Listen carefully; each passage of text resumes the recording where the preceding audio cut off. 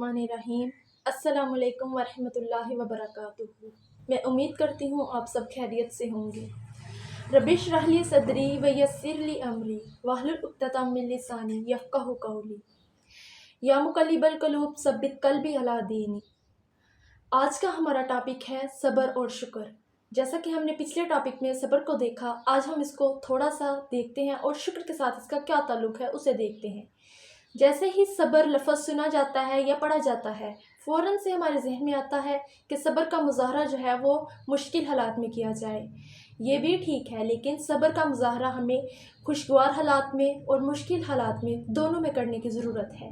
वो क्यों? वो इस तरह से कि जैसा कि मुश्किल हालात में देखा गया कि इंसान अल्लाह की रज़ा की खातिर सब्र का मुज़ाहरा करता है, उसकी खुशनुदगी हासिल करने के लिए सब्र का मुज़ाहरा करता है, और इसी तरह खुशगवार हालात में इंसान सब्र इसलिए करता है ताकि उसमें गुरूर और तकब्बुर ना आ जाए, और अल्लाह ताला का शुक्र अदा करता है कि अल्लाह ताला तूने मुझ पर बेशुमार नेमतें नाजिल फरमाई हैं।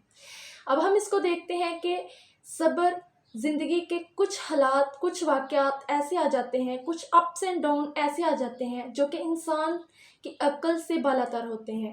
हम इंसान की अक्ल बहुत महदूद है, और अल्लाह ताला अल हलीम है, अल करीम है, अल हकीम है। वो बेहतर जानता है जो हमारे हक़ में बेहतर है। शुक्र, जब अल्लाह ताला हम पर बेशुमार नेमतें नाजिल करता है, जैसे हवा नेमत, पानी नेमत, खुराक नेमत, सेहत नेमत, अल्लाह ताला बेशुमार नेमतें नाजिल फरमा कर इन्हीं नेमतों में से, इन्हीं रहमतों में से हमारी आजमाइश करता है। औलाद नेमत, औलाद की आजमाइश आ गई, वालिदैन की आजमाइश आ गई, हमें अच्छी जॉब अल्लाह ताला ने दिलाई। इसी तरह जब अल्लाह ताला की आजमाइश आती है, सब्र और शुक्र का मुज़ाहरा करते हुए, ये मोमिन की वो निशानियां हैं जो इन औसाफ को अमल पैरा रखते हुए अल्लाह ताला के अहकामात के ऊपर अमल करते हुए अपने इन हालात से गुज़र जाता है। मिसाल के तौर पर, अगर किसी का एक्सीडेंट हो जाता है, उसके पाँव में मोच आ जाती है, तो वो उसको बेड रेस्ट के लिए बोलते हैं डॉक्टर्स, 15 दिन, 1 हफ़्ता। तो वो इंसान, वो शख्स, वो बंदा या बंदी उन हालात में अक्सर देखा गया है कि वो उसका कनेक्शन अल्लाह ताला से ज़्यादा मजबूत हो जाता है। इंसान का कनेक्शन अल्लाह ताला से ज़्यादा मजबूत हो जाता है। वो इसलिए कि अल्लाह ताला ख़ुद चाहता है कि बंदा मेरे से ज़्यादा करीब आए, मुझसे ज़्यादा बातें करे। इंसान की रूह निखर जाती है, इंसान का दिल स्याह होने से बच जाता है। इसी तरह अल्लाह ताला ने कुरान पाक में 53 आयात में डिफरेंट तरह से अल्लाह ताला ने कहा है कि मेरे बंदे मेरा शुक्र अदा करें। जैसे कि कुरान पाक की एक आयत का तर्जमा है, अगर तुम मेरा शुक्र अदा करो तो मैं तुम्हें और नवाजूँ। यानी कि इससे साफ ज़ाहिर है कि जब अल्लाह ताला हमारे ऊपर नेमतों की निछावर करता है, हमारे ऊपर रहमतें नाज़िल करता है, तो उसका शुक्र अदा करने का हक़ बनता है। शुक्र अदा कैसे किया जाए?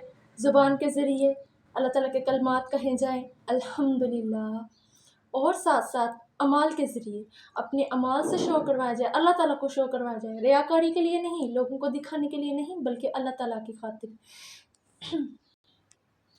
इसी तरह अगर देखा जाए, अल्लाह ताला कितना करीम है, उसने हम पर कितनी ज़्यादा नेमतें नाजिल की हैं, तो वो हमें दुख देकर या गम या तकलीफ़ में मुब्तला कर कर क्या करेगा? अल्लाह ताला तो हमें हमारी पसंदीदा चीज़ से नवाजता है, पसंदीदा चीज़ नवाजता है और पसंदीदा चीज़ से आजमाता है।